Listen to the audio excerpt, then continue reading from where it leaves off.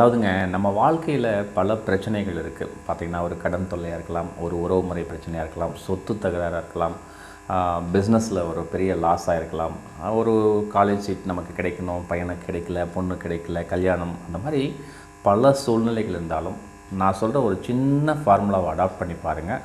நம்ம வாழ்க்கையில் ஒரு மிகப்பெரிய நலத்துக்கு ஒரு மனதில் திருப்தியாக செயல்பட்டு வாழ்க்கையில் ஒரு மிகப்பெரிய அச்சீவ்மெண்ட்டை அடையலாம்.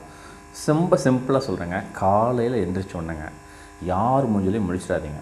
சொல்லுவோம்ல, இன்றைக்கி யார் மூஞ்சில் முழிச்சேன்னு தெரில, இவ்வளோ கஷ்டமாக இருக்குன்னு சொல்கிறோம் இல்லைங்க. யார் மூஞ்சிலையும் முழிக்க வேணாங்க.